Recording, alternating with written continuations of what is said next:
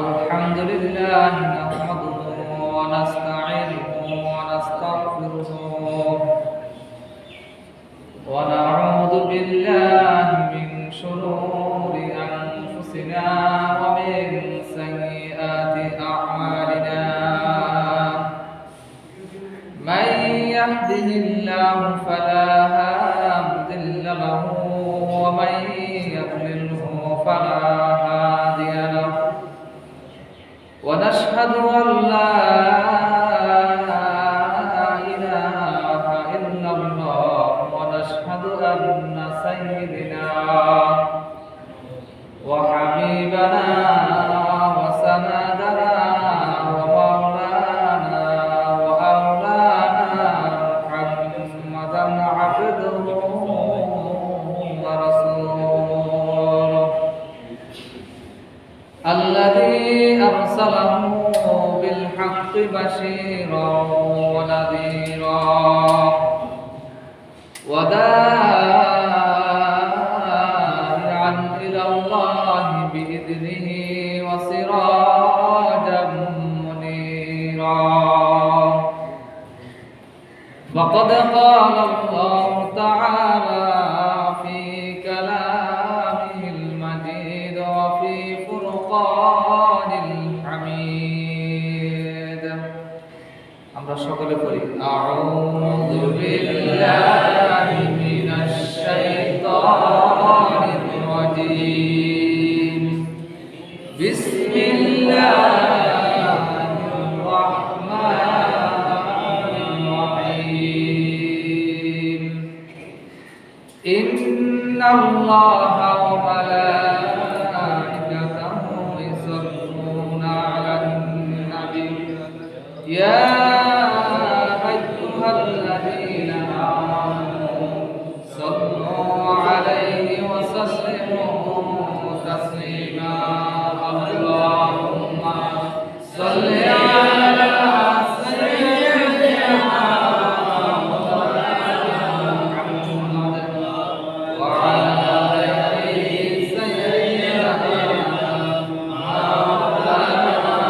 মুহাম্মাদ بلغ العلا بكماله كشف الدجى بجماله حسنت جميع صفاته صلى الله عليه وآله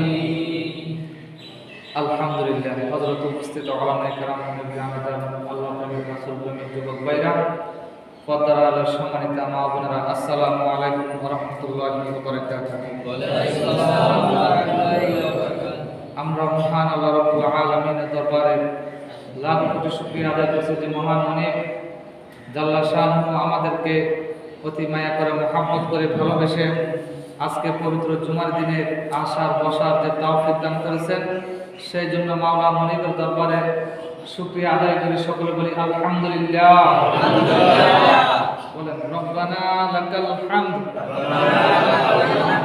حمدا كثيرا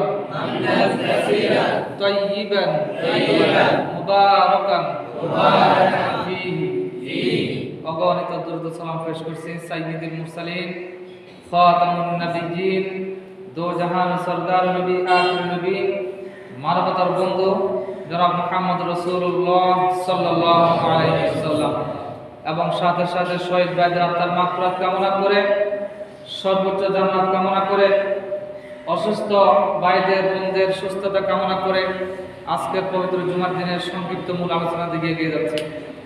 সম্মানিত উপস্থিতি, আজকে আমি আল্লাহর রহমতে আপনাদের খেদমতের জন্য আমি গুনাহগার বান্দা যে বিষয়ে আলোচনা রেডি করেছি, তিনটে বিষয়ের উপর আমি সময়ের ভিতরে যদি পারি ইনশাআল্লাহ শেষ করার জন্য চেষ্টা করবো ইনশাআল্লাহ।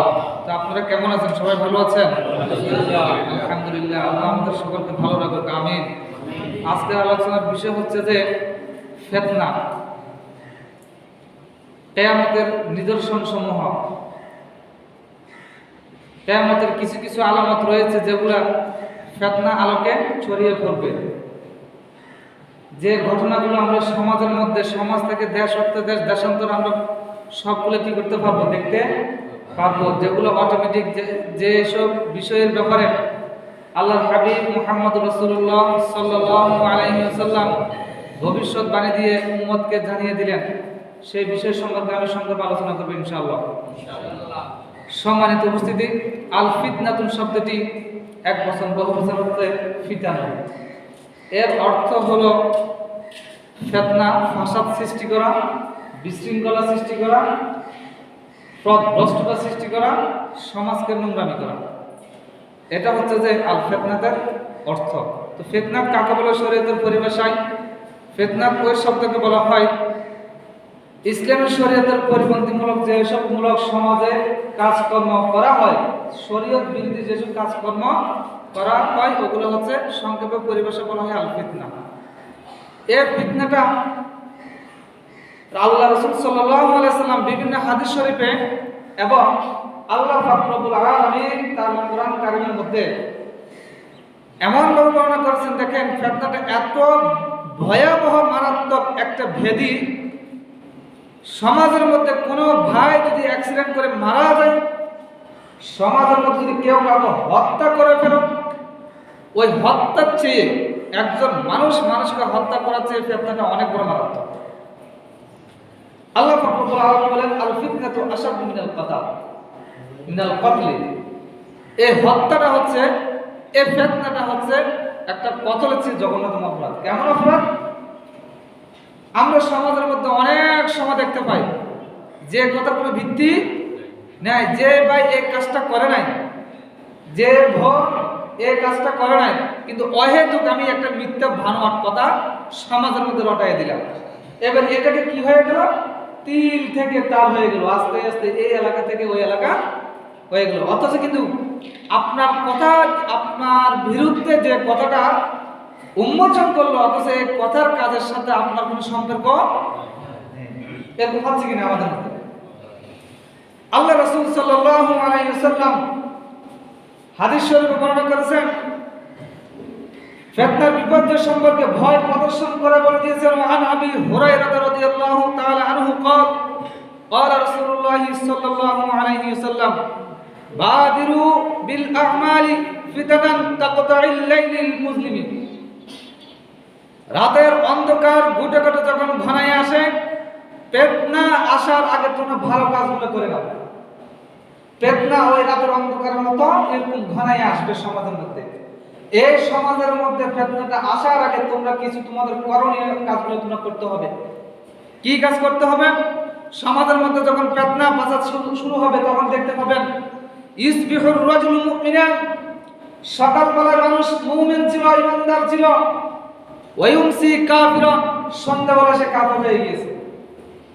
দেখেন আল্লাহ রাসূলের কথা, সকালবেলা সে কি ছিল? মুমিন ছিল, মুসলমান ছিল। সকাল যাইতে না যাইতে বিকালবেলা সন্ধ্যার সময় সে কি হয়ে গেল? কাফের হয়ে গেল। শুধু তাই নয়, ওয়ায়ুমসি মুমিনান, সন্ধ্যায় যখন সে মুমিন ছিল, ওয়ায়ুসবিহু কাফিরান, সকালবেলা আসতে না আসতে, ফজর উদিত না হতে সে আবার কি হয়ে গেল? কাফের হয়ে গেল। কি কারণে? ইয়াবিউ দীনাহু বিআরদিন মিনাদ দুনিয়া, শুধু অল্প দুনিয়ার লোভে, দুনিয়াকে প্রাধান্য দিতে গিয়ে নিজের জীবনকে ক্রয় করেছে অল্প জিনিসের বিনিময়ে। নাউযুবিল্লাহ বলেন। এবার ব্যাখ্যাতে আসি। এটা আমি হাদিসের ইবারত বললাম, এটা আমি সংক্ষেপে বলবো, কাউকে ইন্ডিকেট করে নয়, বোঝার জন্য। আল্লাহ রাসূল সাল্লাল্লাহু আলাইহি ওয়াসাল্লাম যে কথাটা বললেন, সকালবেলা মুমিন থাকবে, বিকালবেলা কি হয়ে যাবে? আমার সাথে কথা বলবেন, বিকালবেলা কি হয়ে যাবে? আবার বিকালবেলা কাফের থাকবে, সকাল আসতে না আসতে কি হয়ে যাবে? মুমিন হয়ে যাবে। আমি আমাদের সমাজে, আমাদের দেশের মধ্যে একটা সংক্ষেপে, একটা সংক্ষিপ্ত উদাহরণ দিয়ে বোঝানোর জন্য চেষ্টা করব ইনশাআল্লাহ। আমাদের দেশে নির্বাচন হয় কিনা? হয় না? কয়েক দফা নির্বাচন গেছে কিনা? আপনারা যুগ যুগ থেকে, বছরকে বছর দেখে আসতেছেন। অল্প সামান্য টাকার বিনিময়ে কালকে, মনে করেন কালকেই ভোট। কখন ভোট? কালকে, ধরে নিলাম কালকে ভোট। আজকে নির্বাচনী প্রচার প্রচারণা কি শেষ। এখন গোপনে গোপনে কি করবে? দাওয়াতি কাজ করবে। এমন গ্রাহকদেরকে খোঁজ করে নেবে, অল্প টাকার বিনিময়ে কালকে যাকে সে বাছাই যাচাই করার যে মন মানসিকতা ছিল, কিন্তু অল্প টাকার বিনিময়ে সে ওই যাচাই বাছাই থেকে কি হয়ে গেল? হয় কিনা? হয় না সমাজে? অল্প টাকার বিনিময়ে। শুধু তাই নয়, আমি নিজ চোখে দেখেছি আমার নিজের প্র্যাকটিক্যাল ঘটনায়। অথচ চেয়ারম্যান সাহেব থেকে টাকা খেয়েছে ঠিকই, ওই চেয়ারম্যান সাহেবকে ভোট দেয় নাই, দিয়েছে আরেকজনকে, কিন্তু টাকা খেয়েছে তার থেকে। ঈমান আছে না নাই? এই জন্য আল্লাহ রাসূল সাল্লাল্লাহু আলাইহি ওয়াসাল্লাম ভবিষ্যৎবাণী দিয়ে উম্মত মুহাম্মাদকে জানিয়ে দিলেন, ও উম্মত মুহাম্মাদি, তোমাদেরকে এই দুনিয়ার বুকে, আসমানের নিচে, জমিনের উপরে তোমাদেরকে সর্বোত্তম শ্রেষ্ঠ জাতি হিসেবে প্রেরণ করা হয়েছে। এই কারণে যে কুনতুম খায়রা উম্মাতিন উখরিজাত লিন-নাস তা'মুরুনা বিল মা'রুফ ওয়া তানহাউনা আনিল মুনকার ওয়া তু'মিনুনা বিল্লাহ। ও উম্মত মুহাম্মাদি, ও শ্রেষ্ঠ উম্মত মুহাম্মাদি মুসলমানেরা শুনিয়া নাও, তোমাদেরকে আল্লাহ রাসূল, আল্লাহ পাক রব্বুল আলামিন দুইটা কারণে তোমাদেরকে, এই আয়াতের অনুযায়ী তিনটা কারণে তোমাদেরকে শ্রেষ্ঠত্ব দান করা হয়েছে। কয়টা কারণে? এক নম্বরে মুখস্থ করেন, কুনতুম খায়রা উম্মাতিন উখরিজাত লিন-নাস, সমগ্র মানব জাতির মান আর মুসলমানদের মান কখনো এক হতে পারে না। সমগ্র মানুষ জাতি হতে পারে, মানুষ জাতির মধ্যে মুসলমান একটা অন্যরকম। এই মুসলমানের নাম রেখেছেন একমাত্র স্বয়ং কে? হুয়া সাম্মাকুমুল মুসলিমিন। এই জন্য তোমাদেরকে সর্বোত্তম শ্রেষ্ঠ জাতি হিসেবে প্রেরণ করা হয়েছে। এই জন্য যে তা'মুরুনা বিল মা'রুফ, তোমরা সৎ কাজের আদেশ করবা। কি কাজে? সৎ কাজের, শরীয়তমূলক যত নবীর সুন্নাহ, ওয়াজিব, নফল, ফরজ, ইবাদত রয়েছে, ওগুলোর জন্য তোমরা কি করবা? আহ্বান করবা। এবং শরীয়ত বিরোধী যেসব সামাজিক অসামাজিক কাজ রয়েছে সমাজের মধ্যে, শরীয়ত বিরোধী ওই কাজ হতে মানুষকে তুমি কি করবা? নিষেধ। আমার কথা কি আপনারা বুঝতেছেন? তা'মুরুনা বিল মা'রুফ ওয়া তানহাউনা আনিল মুনকার ওয়া তু'মিনুনা বিল্লাহ। তুমি যদি আল্লাহর প্রতি ঈমান এনে থাকো, আমরা কি সকলে কি আল্লাহর প্রতি ঈমান আনতে পেরেছি? সকলে কি আল্লাহর প্রতি বিশ্বাস স্থাপন করি? বলেন, আমার রব কয়জন? কয়জন? এই পৃথিবীতে আল্লাহ ছাড়া আর কোন দ্বিতীয় ইলাহ আছে? আর যে ব্যক্তি মনে করবে আল্লাহ ছাড়া অন্য কারো কোনো কিছু চাওয়া পাওয়ার এরকম মন মানসিকতা যদি কারো থাকে, সকল ইবাদত বরবাদ হয়ে গেল। নাউযুবিল্লাহ। কারণ আল্লাহ পাক রব্বুল আলামিন সকল কিছুর মালিক। আল্লাহ দিতে পারেন, আবার নিতেও পারেন। বিশ্বাস কি আমাদের সকলের আছে? হায়াতের মালিক আল্লাহ, জীবন দেওয়ার মালিক আল্লাহ, সম্মান দেওয়ার মালিক আল্লাহ, সম্মান নেওয়ার মালিক আল্লাহ, ইজ্জত করার মালিক আল্লাহ, আবার বেইজ্জত করার আল্লাহ। করবেন কে? আল্লাহ পাক রব্বুল আলামিন কোরআনে একটা আয়াতে বর্ণনা করেছেন, ইন্নাল্লাহা আলা কুল্লি শাইইন কাদির। এটা শেষের অংশ। আল্লাহ পাক রব্বুল আলামিন যাকে ইচ্ছা করেন তাকে জিরো থেকে হিরো বানান। সুবহানাল্লাহ বলেন। আবার যাকে ইচ্ছা হিরো থেকে জিরো বানান। যেটা আমরা সমাজের মধ্যে, দেশের মধ্যে শুধু এই কথাই বলবো যে আল্লাহ রাসূলের শানে, আল্লাহর শানে, আল্লাহর শরীয়তের শানে, আল্লাহর বিধিবিধানের শানে, আল্লাহর কালামের সাথে যারা যুগ যুগ ধরে বর্তমান যুগ পর্যন্ত যারা বেয়াদবি করবে, তারা অতীতে যদি হিরো থাকে, তারা জিরো হতে 1 সেকেন্ডের কোনো সময় লাগবে না। ইতিহাস সাক্ষী। সম্মানিত উপস্থিতি,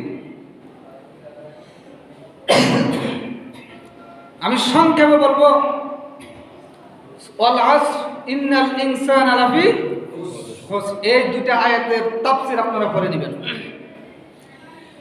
1443 বছর শুরু থেকে বর্তমান সময় পর্যন্ত নবীদের ইতিহাস রয়েছে, সাহাবাদের ইতিহাস রয়েছে, তাবিঈদের ইতিহাস রয়েছে এবং তাবিঈনদের ইতিহাস, বর্তমান যুগ আলেম ওলামাদের ইতিহাস। আবার 1443 বছর থেকে শুরু করে বর্তমান সমাজ পর্যন্ত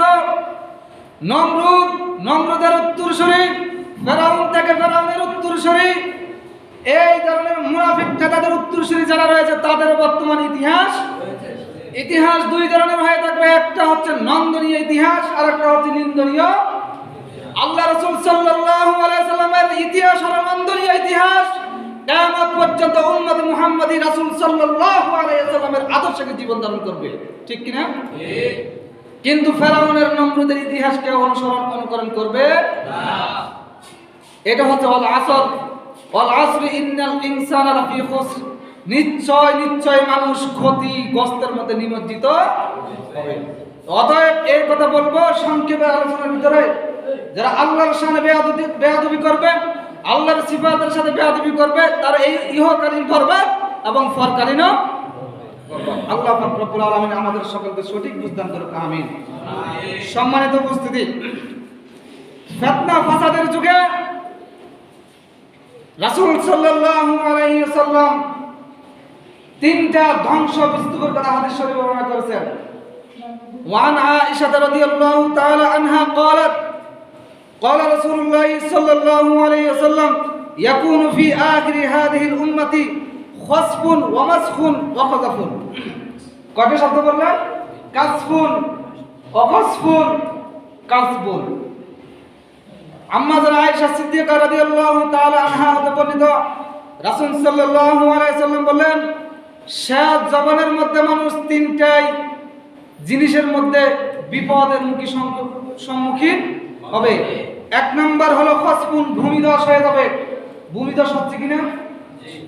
এটা কি আল্লাহর জন্য সহজ না কঠিন? সহজ। জোরে বলেন সহজ। সহজ। ইদা জুলজিলাতিল আরদু জিলজালাহা ওয়া আখরাজাতিল আরদু আথকালাহা ওয়া ক্বালাল ইনসানু মা লাহা ইয়াওমাইযিন তুহাদ্দিসু আখবারাহা বিআন্না রাব্বাকা আওহা লাহা। সূরা জিলজালার আয়াত। কিয়ামত আসার আগে সারা পৃথিবীতে ঘন ঘন ভূমিকম্প হবে। হচ্ছে কিনা? বেশি দিন হয় নাই, মাত্র সপ্তাহ দুয়েক আগে আমাদের বাংলাদেশে এক সপ্তাহের ভিতরে কয়বার হয়েছে? তিনবার হয়েছে। তিনবার হয়েছে। কিন্তু হাদিস শরীফে বর্ণনা করেছে শুধু একটা দেশে নয়, সারা পৃথিবীতে কোনোদিন না কোনোদিন ভূমিকম্প হবে।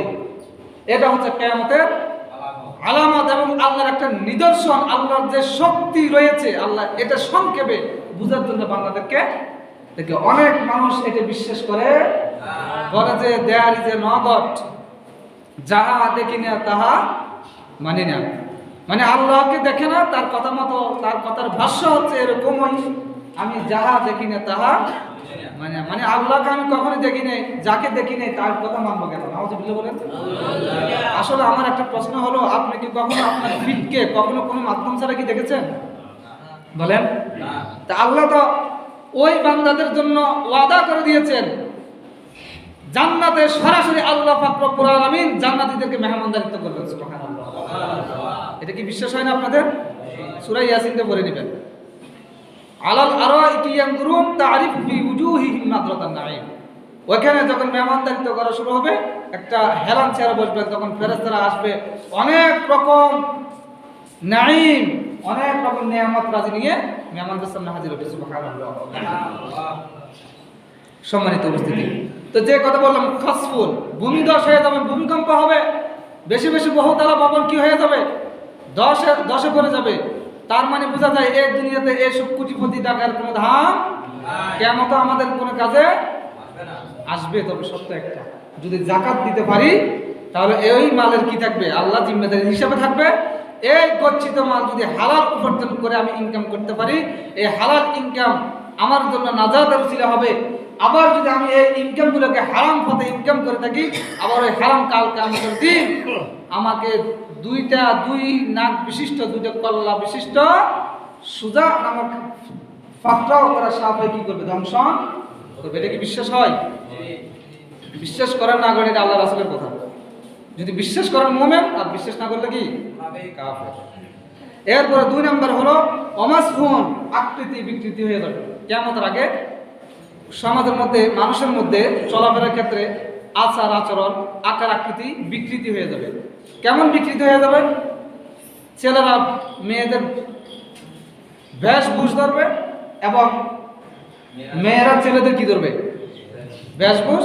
তো যেহেতু আপনাদের এটা একটু গ্রাম সাইড, এখনো ওই বাতাসটা সহজে তেমনই লাগে নাই, সীতাকুণ্ড অন্তত গুলিয়াগানি পর্যন্ত লেগেছে, ঠিক কিনা?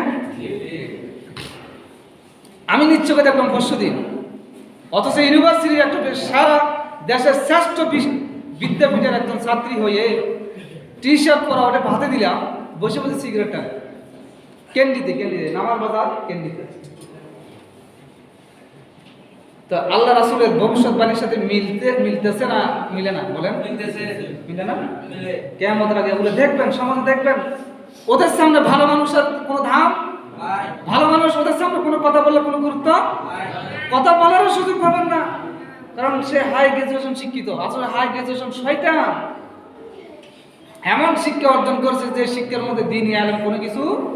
অথচ আমিও তো একজন ইউনিভার্সিটির ছাত্র, আমি মাদ্রাসায় পড়াশোনা করেছি, বিশ্ববিদ্যালয় থেকে অনার্স মাস্টার শেষ করেছি। তো এই জন্য বিশ্ববিদ্যালয়ের মধ্যে দুইটা পথ খোলা থাকে, একটা শয়তানের পথ, একটা ভালো পথ থাকে। আপনার যেটা ইচ্ছা আপনি এটা গ্রহণ করতে পারেন। তবে হ্যাঁ, সত্য একটা, আল্লাহ আপনাকে ফুরকান নামে একটা সূরা দান করেছেন। সত্য কোনটা, মিথ্যা কোনটা, ভালো কোনটা এবং খারাপ কোনটা, ওই যাচাই বাছাই দামাক শক্তি একমাত্র আল্লাহ মানুষ জাতিকে দিয়েছে, আর অন্য কোনো জাতিকে।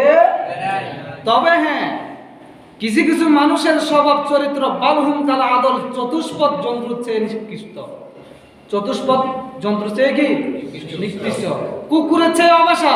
তার মানে আমি যে উদাহরণটা দিয়ে দিলাম, ওরা যত হাইব্রিড শিক্ষিত হোক না কেন, হাই গ্রাজুয়েশন শিক্ষিত হোক না কেন, তারা চতুষ্পদ জন্তু চেয়ে নিকৃষ্ট।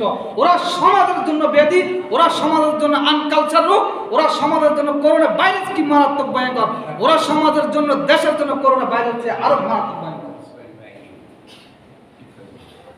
এটা আমরা বলি এই জন্যই যে এখনো সময় আছে আমাদের মেয়েদেরকে, আমাদের বোনদেরকে, আমাদের ভাইদেরকে, আমাদের কোচিমণিদেরকে, আপনারা এখনো যদি মডারেশন করতে না পারেন, মিলাদ শরীফ পড়াইও ওই ছেলের জন্য কোনো লাভ, কোরআন খতম দিয়ে কোনো লাভ। কারণ আপনি যে পিতৃত্বের উপরে জন্মগ্রহণ করেছিল, আমার এই বোনটা, আমার এই ভাইটা, আপনি তো ওই পরিবার থেকে গড়ে উঠাতে পারেন নাই, পারছেন? এখন বিসমিল্লাহির রহমানির রহিম লিখে দিলে মদের দোকান লাভ হবে? বিসমিল্লাহ মদের দোকান, বিসমিল্লাহ গাজার দোকান, এটা কি সাইন দিলে হবে? আমলে, আপনার আমলে আপনাকে বলে দিবে আপনি কি জান্নাতি, আপনি জাহান্নামী। এরপরে আমি এটা সংক্ষেপে বললাম। এরপরে আরেকটা হলো ওয়াকাজাফুন, প্রবল বর্ষণ হবে, বৃষ্টি বর্ষণ হবে। এই প্রবল বর্ষণের কারণে খেত খামার কি হয়ে যাবে, নষ্ট হয়ে যাবে, হচ্ছে না? এটা একটা আল্লাহর পক্ষ থেকে ইমানি পরীক্ষা। আল্লাহ জানের বিনিময়ে, আল্লাহ মালের বিনিময়ে, আল্লাহ সম্পদের বিনিময়ে, ছেলে সন্তানের জানের বিনিময়ে আল্লাহ কি করবেন, উম্মত মুহাম্মাদীকে পরীক্ষা করবেন। এ পরীক্ষা করে দেখবে কে হতাশা হয়ে গেল, কে আল্লাহর উপর তাওয়াক্কুল করলো, কে আল্লাহর উপর ঈমান ছেড়ে দিল, আর কে আল্লাহর উপর ঈমান রাখলো, এটা আল্লাহ পরীক্ষা করবেন। আর যে ব্যক্তি ক্ষতিগ্রস্ত হওয়ার পরেও যদি বলে যে এগুলো সব আল্লাহ নিয়েছেন, আল্লাহ আবার দিবে, এই কথা যার বিশ্বাস স্থাপন থাকবে, সে এই দুনিয়াতেও সফল কাম এবং ওই দুনিয়াতেও কি সফল কাম। সম্মানিত উপস্থিতি, তো কিয়ামতের ফিতনার যুগে আরেকটা সংক্ষিপ্ত আলোচনা হচ্ছে। কিয়ামতের আগে ওয়ান আলী রাদিয়াল্লাহু তাআলা আনহু قال قال رسول الله صلى الله عليه وسلم ইউশিকু ইউতি আলান নাসি জামান, এমন সময় কিয়ামতের পূর্বে আবির্ভাব ঘটবে যে সময়টা এখন আমরা বর্তমানে দেখতে পাচ্ছি। কি লা ইয়াবকা মিনাল ইসলাম ইল্লা ইসমুহু, কিয়ামতের আগে সারা পৃথিবীর বুকে দেশের মধ্যে ইসলাম নামে থাকবে, কাজে কিন্তু ইসলাম থাকবে না। ইসলাম নামে থাকবে, ইসলামের রীতিনীতি কোনো কিছু থাকবে না। ইসলাম নামে থাকবে, ইসলামের বিধিবিধান সমাজের মধ্যে থাকবে না। ইসলাম নামে থাকবে, ইসলামের কোনো শরীয়ত কোনো কিছু সমাজের মধ্যে, এলাকার মধ্যে, রাষ্ট্রের মধ্যে কোনো কিছু থাকবে না। এটা হচ্ছে কিয়ামতের নিদর্শন। এরপরে 2 নম্বর, লা ইয়াবকা মিনাল ইসলাম ইল্লা ইসমুহু ওয়ালা ইয়াবকা মিনাল কুরআন ইল্লা রাসমুহু। শেষ জবানের মধ্যে আরেকটা নিদর্শন হলো, শেষ জবানে কোরআন থাকবে, কোরআন পড়ানোওয়ালা লোক থাকবে, কোরআন মসজিদে পড়ে থাকবে কিন্তু পড়ানোওয়ালার মতো লোক পাওয়া যাবে। এমন সময় মানুষ দৌড়াদৌড়ি করবে মসজিদের দিকে, মাদ্রাসার দিকে, যেখানে কোরআন আছে ওই দিকে দৌড়াদৌড়ি করবে। কোরআনের পেজ থাকবে, এভাবে কোরআন বান্ডিং করা অবস্থা পড়ে থাকবে। যখন খুলে থাকবে কোরআনের ভিতরে কোরআনের কোনো অক্ষর থাকবে না। তখন ওই কাফেররা মুনাফিকরা তখন বলবে হাই হাত আমি কি করলাম। যখন আল্লাহ পাক রব্বুল আলামিন আমাদেরকে সুযোগ দিয়েছিলেন, যখন আল্লাহ পাক রব্বুল আলামিন আমাদেরকে সুবর্ণ সুযোগ দান করেছিলেন, সময় দিয়েছিলেন, হায়াত দিয়েছিলেন মৃত্যুর আগ পর্যন্ত, 60 বছর 70 বছর পর্যন্ত আমাদেরকে শরীয়তের বিধিবিধান, পরিবারকে কিভাবে সাজাতে হবে, সমাজকে কিভাবে সাজাইতে হবে, রাষ্ট্রকে কিভাবে সাজাইতে হবে, ওই সময়টা আমাদেরকে দিয়েছিলেন। আজকে আমি কোরআন কোথায় দৌড়াদৌড়ি করি, ওই কাফেরদের জন্য মুনাফিকদের জন্য কোরআন কি থাকবে? দৌড়াদৌড়ি করলে কোনো লাভ। এর জন্য সময় থাকতে, যৌবন থাকতে যৌবনকে যৌবনের কাজে লাগাইতে হবে, সময় থাকতে সময়কে সময়ের কাজে লাগাতে হবে। কারণ ইংলিশে একটা প্রবাদ বাক্য আছে, time and tide waits for none. সময় এবং স্রোত কারোর জন্য অপেক্ষা করে না, এবং আরবিতেও আছে সময় কারোর জন্য অপেক্ষা করে না। আজকের এই সময়টা চলে গেছে, আমি আর আপনি পাবো কিনা একমাত্র কে জানে? আল্লাহ জানেন। এরপরে 3 নম্বর আলামাতুল মাসাজিদুহুম আমিরাতুন ওয়া হিয়া খরাবুন মিনাল হুদা। কিয়ামতের আগে দেশের মধ্যে মসজিদ পাইকারি হারে বাড়বে। মসজিদ কি আকার বাড়বে? মসজিদগুলো হবে যে খুব জাঁকজমক, খুব সুন্দর। কি হবে? খুব সুন্দর হবে, খুব সোনালী মার্বেল, বিভিন্ন অত্যাধুনিক টাইলস দিয়ে কি করা হবে? হচ্ছে না? তবে এই মসজিদ থেকে হেদায়েত হবে শূন্য। এই মসজিদ থেকে হেদায়েত হবে কি? কেন আল্লাহ রাসূল সাল্লাল্লাহু আলাইহি সাল্লাম বলেছেন, অথচ রাসূল সাল্লাল্লাহু আলাইহি সাল্লাম ওই কথা বলেছেন, মসজিদ থেকে সমাজ পরিচালনা করা হবে, মসজিদ থেকে তোমাদের পরিবার পরিচালনা করা হবে, মসজিদ থেকে তোমাদের রাষ্ট্র পরিচালনা করা হবে, এই মসজিদ থেকে সারা পৃথিবীর আন্তর্জাতিক সবকিছু পরিচালনা করা হবে। এখন রাসূল সাল্লাল্লাহু আলাইহি সাল্লাম বলেন কিয়ামতের আগে মসজিদ থেকে হেদায়েত শূন্য হবে। কেন এই কথা বললেন? এই কথা বললেন সমাজের মধ্যে আলামত, কিয়ামতের আলামতের আরেকটা নিদর্শন হলো জ্ঞানী লোকদের কোনো কদর, কথা বলেন না, জ্ঞানী লোকদের কোনো কদর, যোগ্যতা সম্পন্ন লোকদের কোনো কদর, যোগ্যতা সম্পন্ন লোকদের, গুণী লোকদের যখন কদর থাকবে না, ওই যোগ্যতা সম্পন্ন চেয়ারে বসবে একজন অযোগ্য লোক। ওই অযোগ্য লোক মসজিদ নেতৃত্ব দিবে, অযোগ্য লোক, অযোগ্য ইমাম, অযোগ্য খতিব মসজিদ নেতৃত্ব দিবে। ওই অযোগ্য ইমাম থেকে মসজিদের ভিতর থেকে ফিতনা ফাসাদ কি হবে? শুরু হচ্ছে না? এখন বলে হুজুর আপনি এক কথা বললেন, আমাদের হুজুর তো আরেক কথা। আরে বাবা, হুজুর তো দলিল নেই, আমার দলিল হচ্ছে কোরআন এবং কথা বলেন, কোরআন এবং আচ্ছা, আমি আজকে যে কথাগুলো বললাম একটা কি কোরআনের রেফারেন্স, হাদিসের রেফারেন্স ছাড়া কি আছে? আমার কথা দলিল নয়, আপনার প্রয়োজনে লিখে নেন বা রেকর্ড করে নেন। মসজিদ এমন অবস্থা হবে কিয়ামতের আগে সমাজের মধ্যে আমরা দেখতে পাচ্ছি, হুজুর অযোগ্য, তার সে এই মসজিদের তার যোগ্যতা তেমনই নেই, লিয়াজু করে গোলমালে কি করে মিলেমিশে থাকে। কিন্তু কিতাবের আলেম কিভাবে মসজিদ পরিচালনা করতে হবে, কিভাবে সমাজ পরিচালনা করতে হবে, ওই নলেজ তার মাথার ভিতরে। তখন কোনো মানুষ তার কাছে যদি সমাধান চাওয়ার জন্য আসে কোনো কাজের জন্য, তখন সে না জানলেও বলবে কি আমি জানি, না জানলো আমি কি জানি। হচ্ছে কিনা এরকম? বললে এখন থাকতে সংশোধন হয়ে যান। সমাজকে ধ্বংস করার জন্য করোনা ভাইরাস আসার দরকার নাই, অমিক্রন আসার দরকার নাই। এই ধরনের আনকালচার লোক, আনকালচার খতিব, ইমাম, সমাজের দায়িত্বশীল এক্সপার্ট যারা থাকবে, অযোগ্য লোকেরা থাকবে, সমাজের ফিতনা ফাসাদ কি হয়ে যাবে? শুরু হয়ে যাবে। আল্লাহ পাক রব্বুল আলামিন আমাদের সমাজকে, আমাদের আমলকে কবুল করুক, আমিন। এরপরে আরেকটা হলো উলামা উহুম শাররুম মিন তাহতা আদিমিস সামা, এবং আসমানের নিচে জমিনের উপরে আলেম সমাজ হবে একদম নিকৃষ্ট। কোন সমাজ? আলেম, ওলামা, আলেম, জ্ঞানীদেরকে বলেছে। মানে কেন নিকৃষ্ট হবে? ওই যে কথা আগে বলে ফেললাম, মানে আমি না জানলেও জানার ভান ধরবো, আমার ভিতরে যেটা জ্ঞান নাই আমি জানার জন্য কি করবো? ভান ধরবো, ফতুয়া দেওয়ার জন্য চেষ্টা করবো, ফতুয়া দিয়ে দিব। অথচ এই ফতুয়াটা কোরআন মোতাবেকও হয় নাই, সুন্নাহ রাসূল সাল্লাল্লাহু আলাইহি ওয়াসাল্লামের সুন্নাহ মোতাবেকও হয় নাই। তার মন গড়া একটা কি দিয়ে দিল? ফতুয়া দিয়ে দিল। তখন আল্লাহ রাসূল সাল্লাল্লাহু আলাইহি ওয়াসাল্লাম বললেন, ও উম্মতি মুহাম্মাদিন, আমি সবচেয়ে ওই উম্মত, ওই আলেম ওলামাদেরকে নিয়ে খুব চিন্তিত। কাল কিয়ামতের দিন সর্বপ্রথম ওই আলেম ওলামাদের জিহ্বাকে টেনে হিঁচড়ে কেচে দিয়ে কাটা হবে। কোন আলেমদের জিহ্বা কেটে দেওয়া হবে? যে আলেমদের মাধ্যমে, যে ইমামের মাধ্যমে, যে খতিবের মাধ্যমে সমাজের মধ্যে ফিতনা ফাসাদ সৃষ্টি হয়, যে আলেমের মাধ্যমে, যে ইমামের মাধ্যমে বেদাত শুরু হয়। হচ্ছে কিনা? ওই ধরনের বেদাতীদেরকে দিয়ে আল্লাহ রাসূল সাল্লাল্লাহু আলাইহি সাল্লাম কঠোর সম্বোধন করে দিয়েছেন। কাল কিয়ামতের দিন যে জিহ্বা দ্বারা তুমি ফতোয়া দান করেছো, ওই জিহ্বাই তোমার জিহ্বাকে টেনে হিঁচড়ে এইভাবে বাইর করে কেচে দিয়ে, কাছে ধান কাটার কাছে দিয়ে কি করা হবে? ওই ধরনের আলেমদেরকে, আপনাদেরকে নয়, আওয়াম মানুষদেরকে নয়, আপনারা জানেন না। এমন কি বাঁচিয়ে গেছেন? আপনারা জানেন না? এই কথা বললে কি মানে একটু আমরা তো বাঁচিয়ে যাবো হ্যাঁ, হুজুরদের কোনো জিব্বা কাটবো, আমরা কি বেঁচে যাবো? আরে বাবা না, আপনারা যে জানেন না, কেন জানেন না, এটার জন্য তো জবাবদিহি করতে হবে। আল্লাহ তো কাউকে মূর্খ থেকে ওই কথা বলে নাই, বলছে আল্লাহ পাক রব্বুল আলামিন আমল করার আগে তুমি আগে জানো, বুঝো, শোনো, জ্ঞান অর্জন করো। ওই কথা অর্জন করার জন্য বলেছেন। কি বলেছেন? ইকরা বিসমি রাব্বিকাল্লাযী খলাক। তাহলে ইকরা একবার বলেন নাই, তিনবার আল্লাহ রাসূলকে বললেন। কয়বার? আমি ওই ইতিহাসে যাচ্ছি না। তাহলে এই কথা দ্বারা এখান থেকে আমরা বুঝতে পারি কোন মুসলিম, কোন মানুষ যাতে মূর্খ থাকতে পারে।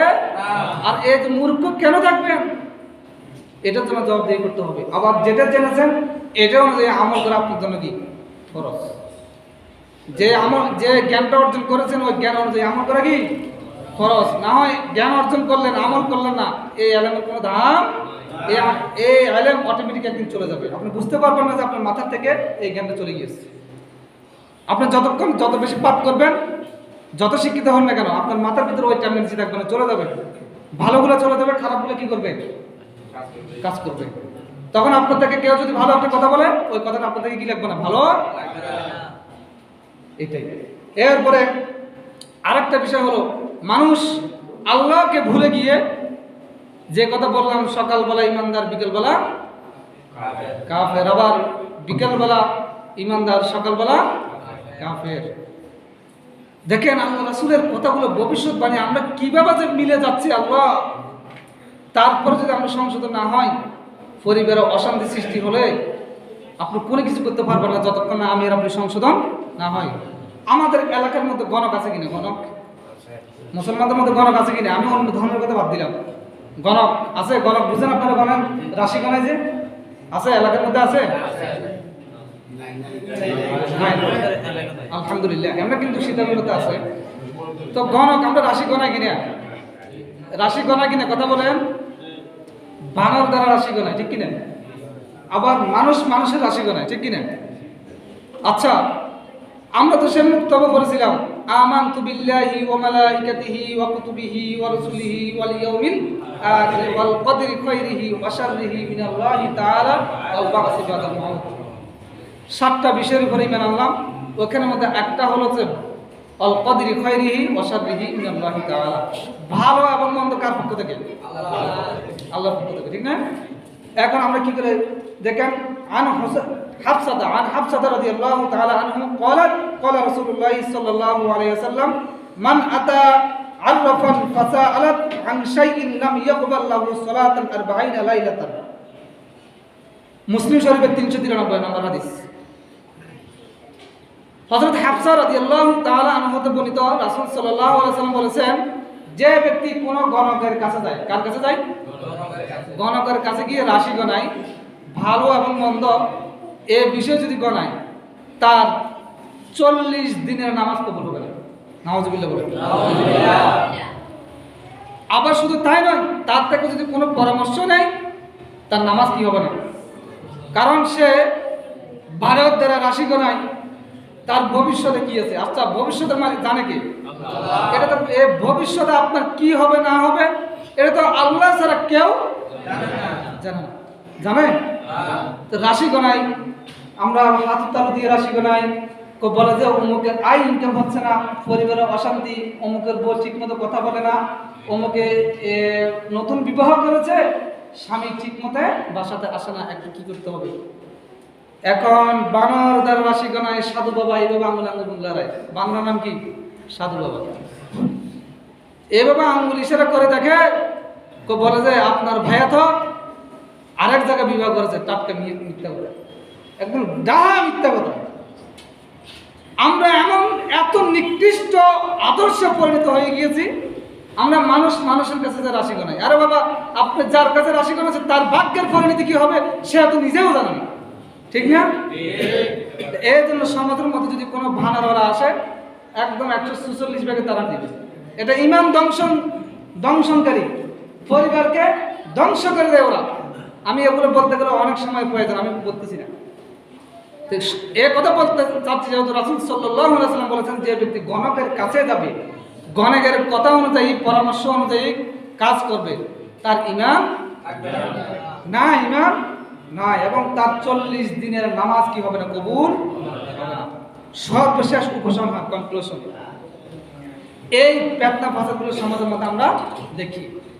এখন আমাদের কিছু করণীয় আছে কিনা হাদিস অনুযায়ী এবং আল্লাহ রাসূলের সুন্নাহ, আল্লাহ রাসূলের কাজ অনুযায়ী আমাদের কিছু বাঁচার কিছু উপায় আছে। এই আমলগুলো আমরা ইনশাআল্লাহ করবো। তো আমি বলবো, আপনি করবেন তো ইনশাআল্লাহ? আমার সাথে সাথে বলেন, আল্লাহুম্মা ইন্নী আউযু বিকা মিন আযাবিল কবরি ওয়া মিন আযাবি জাহান্নামা ওয়া মিন ফিতনাতিল মাহইয়া ওয়াল মামাতি ওয়া শাররি ফিতনাতিল মাসীহ ওয়াদ দাজ্জাল। কি বললেন আল্লাহুম্মা ইন্নী আউযু বিকা, হে আল্লাহ, হে বিশাল আকাশের মালিক, হে পরওয়ারদিগার, আমি আপনার কাছে পানাহ চাই, প্রার্থনা করি, মিন আযাবিল কবর, কবরের আযাব থেকে আমাদেরকে কি করুন, আমাকে কি করুন, রক্ষা করুন, আমাকে হেফাজত করুন। ওয়া মিন আযাবি জাহান্নাম, এবং জাহান্নামের কঠিন শাস্তি থেকে আমাকে কি করুন, কথা বলেন, ওয়া মিন আযাবি জাহান্নাম, জাহান্নামের আযাব থেকে আমাকে কি করুন, রক্ষা করুন। ওয়া মিন ফিতনাতিল মাহইয়া ওয়াল মামাত, এবং দুনিয়ার পেতনা ফাসাদ থেকে আমাকে কি